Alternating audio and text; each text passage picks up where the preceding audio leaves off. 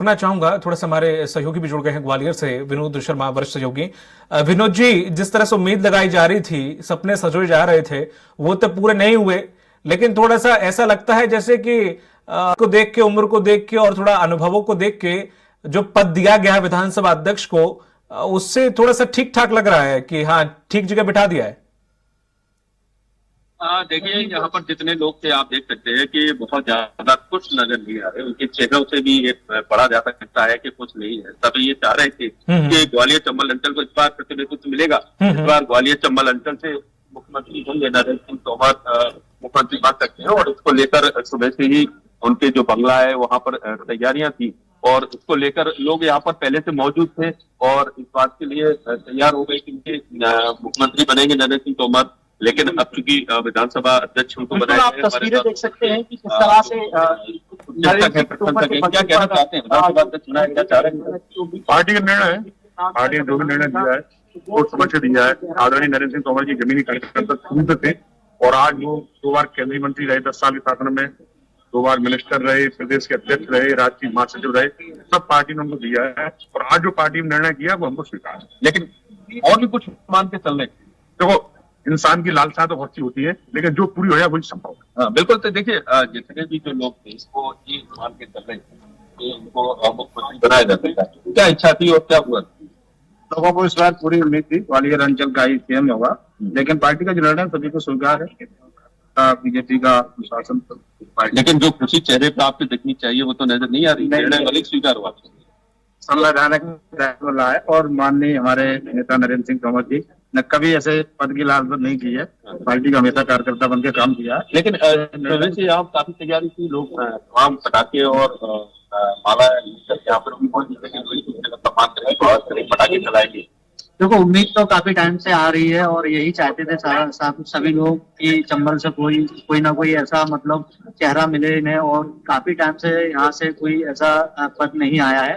तो सब लोगों को उम्मीद थी, 7-8 दिन से उम्मीद थी, लेकिन जो पार्टी का निर्णय तो देखिए, ये नरेंद्र सिंह तोमर जी का शासकीय बंगला है और यहाँ पर जो लोग हैं वो बड़ी संख्या में यहाँ सुबह से मौजूद थे और उनके शुभ चिंतक, प्रशंसक, उनकी विधानसभा लोकसभा यहाँ पर सुबह से बैठे थे कि उन्हें कुछ इस तरह की खबर मिले जिससे उनको बेहद खुशी हो। और खास करके ये मान के चल रहे थे सभी लोग कि नरेंद्र सिंह तोमर को मुख्यमंत्री बनाया जा सकता है और जिसके चलते बेहद तैयारियां ग्वालियर में हमने देखी। उनकी विधानसभा क्षेत्र में भी जो हमें जानकारी मिली कि बेहद तैयारियां सुबह से ही उनकी तैयारियां देखने को मिली थी। लेकिन अब उनको एक विधानसभा अध्यक्ष बना दिया गया। हालांकि उनके जो पार्टी के कार्यकर्ता है, उनके प्रशंसक है, वो इस बात से संतुष्ट है कि चलो पार्टी ने विधानसभा अध्यक्ष बनाया, लेकिन जो खुशी मुख्यमंत्री बनने की होनी चाहिए थी वो खुशी लोगों के चेहरे पर दिखाई नहीं दे रही है। इसके साथ साथ जी विनोद जी, यही तो विडंबना है हमारे पूरे लोकतंत्र की, फिलहाल की राजनीति की, कि आजकल प्रशंसक भी इसीलिए खुश थे कि मुख्यमंत्री बनेंगे तो आगे बहुत सारे अवसरों के द्वार भी खुलेंगे। तो जाहिर सी बात है, हालांकि वो सेवा उस रूप में भी हो सकती है, चाहे वो विधायक बन गई, बड़ी बात थी कि उस रूप में भी वो कर सकते हैं। विधानसभा अध्यक्ष के रूप में भी एक बहुत बड़ी भूमिका रहती है विधानसभा अध्यक्ष की, अगर देखी जाए तो। लेकिन वो उससे कहीं ना कहीं संतुष्ट नहीं है, मुख्यमंत्री बनने से ही संतुष्ट होते, क्योंकि अगर मुख्यमंत्री बन जाते तो जाहिर है कईयों की नैया पार हो जाती और काफी कुछ विकास का आ जाता और अन्य भी काम भी हो जाते हैं। दरअसल लोगों की मांग ये थी कि मुख्यमंत्री इसलिए बनना चाहिए कि मध्य प्रदेश में ग्वालियर चंबल अंचल से अभी तो कोई मुख्यमंत्री नहीं बनेगा। और ये विडंबना कहेंगे कि ग्वालियर चंबल अंचल ने सरकार बनाई, सरकार गिराई, और एक बड़ा महत्व ग्वालियर चंबल का हमेशा से, चाहे वो कांग्रेस की सरकार रही हो या फिर भारतीय जनता पार्टी की सरकार रही हो, ग्वालियर चंबल विभाग ने अपनी भागीदारी और हिस्सेदारी हमेशा से रखी है। उस समय जब माधवराव सिंधिया थे, ज्योतिराज सिंधिया के पिता, उस समय भी मुख्यमंत्री वो नहीं बन पाए थे। उसके बाद लगातार ज्योतिराज सिंधिया कांग्रेस में भी मुख्यमंत्री बनने के लिए प्रयासरत रहे, लेकिन वो मुख्यमंत्री नहीं बने। अब चूंकि ग्वालियर चंबल अंचल से ऐसा माना जा रहा था कि 2 बड़े तीर्थ नेता हैं, जिसमें नरेंद्र सिंह तोमर का नाम आता था और ज्योतिरादित्य सिंधिया का, और इस बार लग रहा था कि 2023 में मध्य प्रदेश में ग्वालियर चंबल संभाग का कोई मुख्यमंत्री प्रतिनिधित्व कर सकता है। और ये लोगों को आज भी यही कारण है कि लोग इसको लेकर काफी मायूस नजर आ रहे हैं। आप बताइए कि अभी जो फैसला हुआ, क्या है, क्या चाह रहे थे आप? फैसला बहुत अच्छा हुआ और पार्टी ने जो निर्णय लिया बहुत ही अद्भुत निर्णय है। लोग सोच भी नहीं सकते थे उस जगह। मैं आऊंगा आपके पास। दुर्गेश हमारे साथ जुड़ गए हैं। विनोद जी, मैं आपके पास लौट रहा हूं। दुर्गेश हमारे साथ जुड़े हुए हैं। दुर्गेश, क्या कुछ अपडेट? स्पष्ट तौर से दीपक, मैं इस वक्त भाजपा प्रदेश कार्यालय पर मौजूद हूं। आप देख सकते हैं यहाँ पर तस्वीर, तमाम विधायक यहाँ पर मौजूद हैं। हम जानते हैं यहाँ पर तमाम तरीके से जो विधायक मौजूद हैं, तस्वीरें आप देख सकते हैं कि जिस तरीके से यहाँ पर विधायक दल का नेता यहाँ पर चुना गया है, उस विधायक दल के लाइव है थोड़ा सा, विधायक दल के नेता के बाद में यहाँ स्पष्ट तौर से तमाम नेताओं की प्रतिक्रिया आना यहाँ से शुरू हो गई है।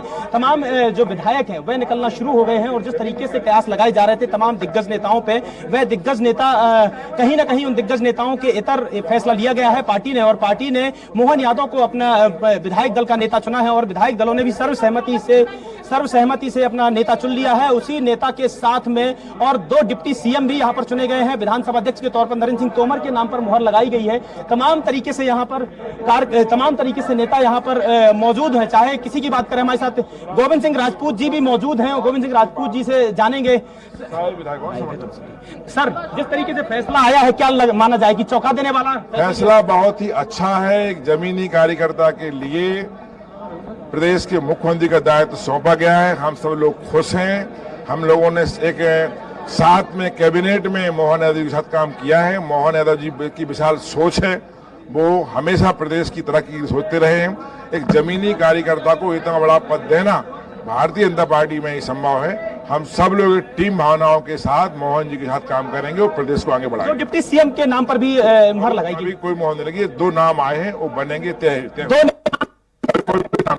को लेकर भी अरे कोई नाम तय नहीं। तो स्पष्ट तौर से यहाँ पर जो गोविंद सिंह राजपूत है, उन्होंने भी स्पष्ट तौर से यहाँ पर मुहर लगा दी कि कहीं ना कहीं जिस तरीके से मध्य प्रदेश ने अपना विधायक दल का नेता चुन लिया है, विधायक दल का नेता मोहन यादव होंगे और मोहन यादव के साथ में यहाँ पर तमाम विधायकों ने भी सर्वसहमति से अपना यह फैसला, जिस तरीके से जो केंद्रीय नेतृत्व का फैसला, केंद्रीय नेतृत्व के नाम पर मुहर लगा दी है। यहाँ पर हमारे साथ और अर्चना चिटनिस भी मौजूद है, उनसे जानते हैं। मैम, किस तरीके से आप इस फैसले को देखती हैं, जिस तरीके से भारतीय जनता पार्टी केंद्रीय नेतृत्व ने फैसला? मैं भी बैठक से निकली हूँ, आप बता रहे, मेरी जानकारी में नहीं है। आप किस तरह से इस पूरे फैसले को देखती हैं, जिस तरीके से केंद्रीय नेतृत्व ने इस फैसले को मुहर लगाई है? सभी विधायक, केंद्रीय नेतृत्व ने जो फैसला किया है सोच के किया है, समझ के किया है और सभी विधायकों ने उसका स्वागत किया है। कई नेता इंतजार में थे, मोहन यादव के विषय में कल्पना भी नहीं की जा सकती थी, उसके बाद भी नाम निकलकर सामने, क्या मानना है? भारतीय जनता पार्टी हर कार्यकर्ता का सम्मान करती है, हर कार्यकर्ता को अवसर देती है और जिस कार्यकर्ता को जो जवाबदारी मिलती है वो उसमें कमाल करके दिखाता है। ये माना जाए नया कैबिनेट देखने को मिलेगा 18 साल बाद भारतीय जनता पार्टी में।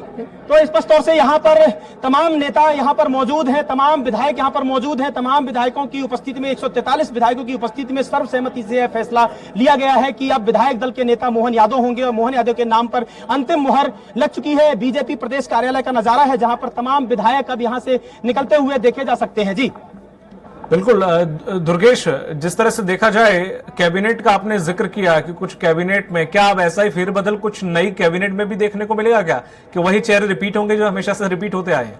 बिल्कुल बिल्कुल स्पष्ट तौर से दीपक, जिस तरह से नया नाम, चौंका देने वाला नाम भारतीय जनता पार्टी ने निकाला है और भारतीय जनता पार्टी ने नए नाम पर मुहर लगाई है, तो स्पष्ट तौर से 18 साल बाद नई कैबिनेट पर भी विचार विमर्श किया जाएगा और स्पष्ट तौर से यह निकलकर सामने आएगा कि नया कैबिनेट भी होगा 18 साल बाद। जिस तरीके से मुख्यमंत्री की दौड़ पर इतने नेता शामिल थे और मुख्यमंत्री की दौड़ में शामिल होने के बावजूद मोहन यादव का नाम निकलकर सामने आया है और उस नाम पर मुहर लगी है, तो स्पष्ट तौर से यह कयास लगाए जा सकते हैं और यह कहना भी कहा भी जा सकता है कि अब 18 साल बाद मध्य प्रदेश में नया कैबिनेट यानी कि नया मंत्रिमंडल देखने को मध्य प्रदेश की जनता को, मध्य प्रदेश के तमाम बीजेपी के नेताओं को देखने को मिलेंगे। जी विनोद जी हमारे साथ लगातार बने हुए। विनोद जी, जिस तरह से देखा जाए मुख्यमंत्री वाली दौड़ में तो चंबल संभाग को थोड़ा सा पीछे ही रहना पड़ेगा, विधानसभा अध्यक्ष से काम चलाना पड़ेगा। अब सवाल आता है कि जो मंत्री पहले थे जितने ग्वालियर चंबल संभाग से, क्या अब उतने कैबिनेट में शामिल होंगे या फिर वहां से भी कहीं ना कहीं मंत्रियों से भी सूखा झेलना पड़ेगा चंबल संभाग को? बिल्कुल, देखो ये माना जा रहा है पहले से कि प्रद्युम्न सिंह तोमर जो कि कैबिनेट में शामिल थे,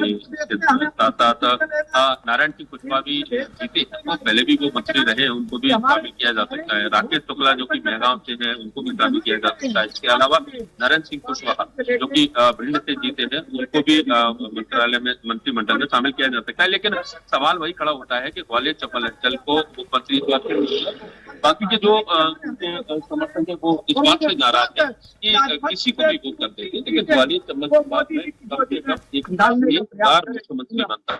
जिससे ये माना जा सकता था कि ग्वालियर चंबल संभाग की काफी महत्वपूर्ण भूमिका रहती है हमेशा चुनाव में। और अब चूंकि इस तरह से हमेशा से माना जाता है कि मोदी जी जो है वो ऐसी कोई चीज करते हैं जो किसी के समझ से परे होता है। और ये जितने नाम चल रहे थे, जितने नाम लोगों की जबान पे थे और जो चलाए जा रहे थे, उनमें से एक भी नाम मुख्यमंत्री के लिए नहीं आया और मोहन यादव का नाम सामने आकर लोगों को चौंका दिया। और अक्सर मोदी जी के जो फैसले होते हैं वो चौंकाने वाले होते हैं। ये माना जा रहा था पहले कि जिस तरह से शिवराज सिंह चौहान दिल्ली नहीं गए थे और लगातार वो उन क्षेत्रों में गए थे जहां पर कांग्रेस ने जीत दर्ज की थी और बीजेपी हारी थी, वहां जाकर बहनों से मिले, लाडली बहनों से मिले, उनको वादा किया कि 1 लाख रुपए तक उनकी आमदनी पहुंचा देंगे।